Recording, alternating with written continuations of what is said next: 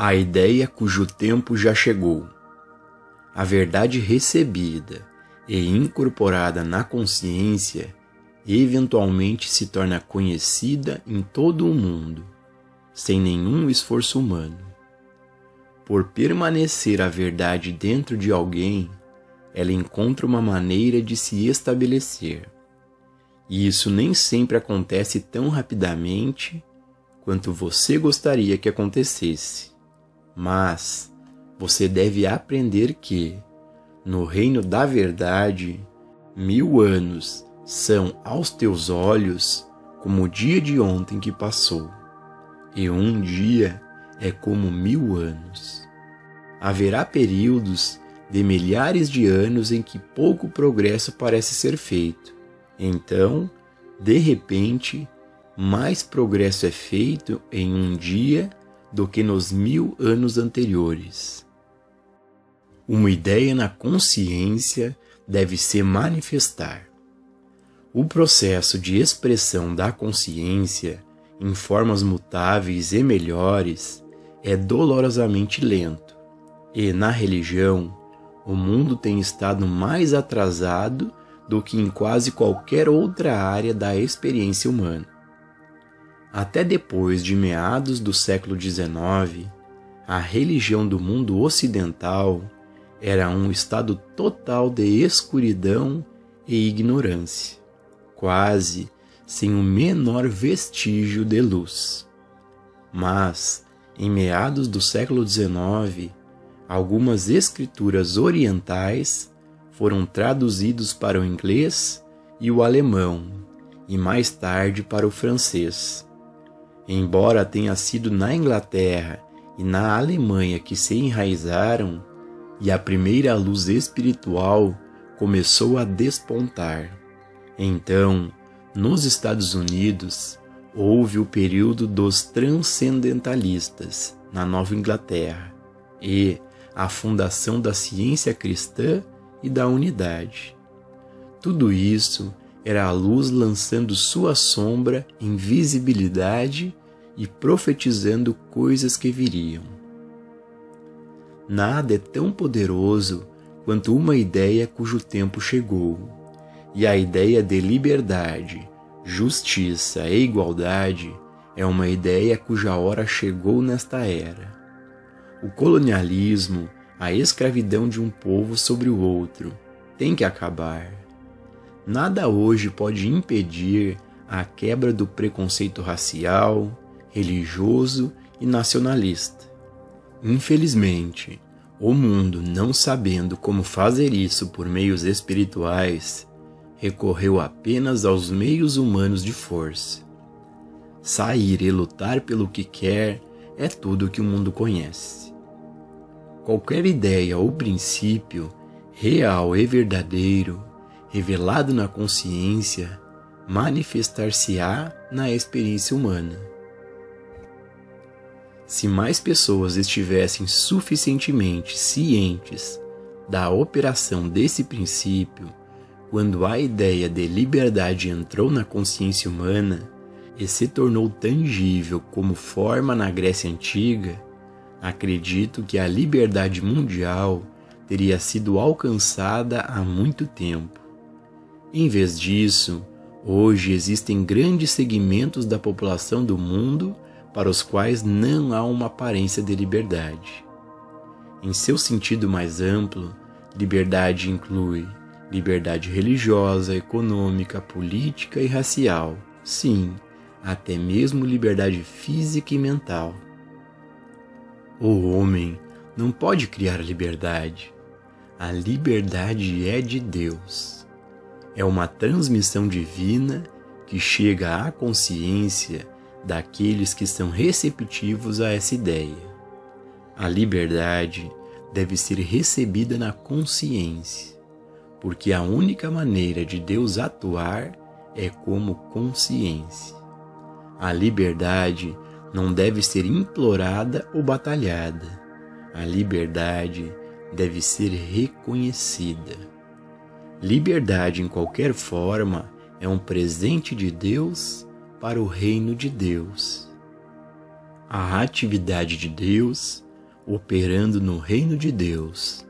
A graça de Deus aparecendo como liberdade, justiça e igualdade, todas as quais são qualidades da consciência divina onipresente, onde estamos. Instrumentos de Deus. Em cada geração existem certas pessoas que nasceram altruístas, com um amor em seus corações que não é inteiramente amor próprio. Um amor que olha para o horizonte visível e se pergunta: o que posso fazer para ajudar? Para essas pessoas, as comunicações divinas são reveladas. Florence Nightingale era uma das pessoas altruístas do mundo e, certamente, Cristóvão Colombo desempenhou um papel na liberação do mundo de sua escravidão ao tempo e ao espaço. A liberdade é uma coisa muito esplendorosa e tem muitas facetas. Assim é que, aqui e ali, os indivíduos recebem comunicações da fonte infinita, que é a consciência divina, e esses indivíduos atraem outros para si. Dessa forma, então, os ideais de liberdade política, econômica, racial e religiosa se espalham pela terra. Sempre haverá instrumentos de Deus na terra, porque, em cada época, nascem pessoas que estão sintonizadas com sua fonte. Mas, por si mesmas, homens e mulheres não são nada. A era do poder material é coisa do passado. Agora estamos vivendo em uma era em que o poder espiritual está começando a ser compreendido. E o poder espiritual significa não poder, significa não resistir ao mal, permanecer na palavra e deixar que a palavra habite em você. Sou eu, não tenhas medo. Eu, no meio de ti, sou poderoso. Guarda tua espada. Todo o poder está nas mãos do infinito, do eterno, e opera por meio da graça. Como você torna isso realidade? Sabendo disso. Esta verdade não pode torná-lo livre sem que você a conheça. Você tem que ponderar a verdade, meditar sobre ela em seu santuário secreto mais íntimo, e ela se estabelecerá externamente, de maneiras milagrosas. Cada vez que você mantém uma verdade espiritual, você está, em alguma medida, alcançando a liberdade, ou vida pela graça. Mas, porque há apenas uma consciência infinita e incondicionada, você está fazendo mais do que isso. Em algum lugar do mundo existem aqueles que estão sintonizados. E cada vez que você individualmente recebe uma transmissão da verdade em sua consciência, ela está sendo recebida na consciência daqueles que estão igualmente sintonizados. Em outras palavras, em todo o mundo, neste minuto, existem pessoas ensaiando com todos os seus corações, almas, mentes e corpos pela liberdade. Existem pessoas que estão se voltando para a sua interioridade, às vezes na prisão e às vezes porque não tem ninguém ou nada a quem recorrer. Desta forma, elas estão se tornando receptivos à verdade. Elas criaram um vácuo e, portanto, estão sintonizadas com a consciência incondicionada. Quanto maior o grau de sua liberdade espiritual, mais ampla é a liberdade que você pode dar. Por meio do estudo e da meditação, você pode atingir tal grau de liberdade espiritual que será uma bênção para os membros de sua família e seus vizinhos imediatos. Você pode atingir um grau de liberdade tão grande que pode se tornar um curador em larga escala. Em toda a cidade, em todo o estado, em todo o país ou em todo o mundo. Pode fazer nascer em você alguma ideia de liberdade comercial ou política, e assim ser uma influência libertadora para milhares de pessoas. Ou você pode ir tão alto na consciência que você pode criar uma nova religião mundial. Quem sabe? Mas, se você fizer isso, por favor, não a organize. O caminho infinito como ideal de liberdade. Lembre-se sempre de que a liberdade que você almeja em seu coração, todos os demais também almejam. Mas não acredite que alguém possa ser livre amarrando outra pessoa. Quando você libertar uma pessoa, lembre-se de que você deve libertá-la para que tenha qualquer religião que ela escolher, ou para ter nenhuma. Deixe todos livres e você mesmo será muito mais livre. O ideal de liberdade do caminho infinito sempre foi de um vínculo espiritual que une os indivíduos em um relacionamento eterno de amor, compartilhamento e boa vontade. Como um dos seus pontos fundamentais, o caminho infinito não tem membros nem taxas. Não há vínculo de ninguém consigo mesmo. Não apenas liberta a todos, mas mantém sua liberdade. A liberdade foi perdida na consciência. Essa ideia espiritual de liberdade não tem limites nem fronteiras e, se você olhar além do horizonte visível, verá como ela está funcionando em um grupo, em um país, após o outro. A história registra eventos, mas raramente registra as causas subjacentes ou que levaram a esses eventos. Por exemplo, um conhecimento superficial da guerra entre os estados pode levar alguém a acreditar que esta guerra foi travada porque algumas pessoas amavam tanto os negros que estavam dispostas a morrer para libertá-los, ou por causa da rivalidade comercial entre o Norte e os estados do Sul.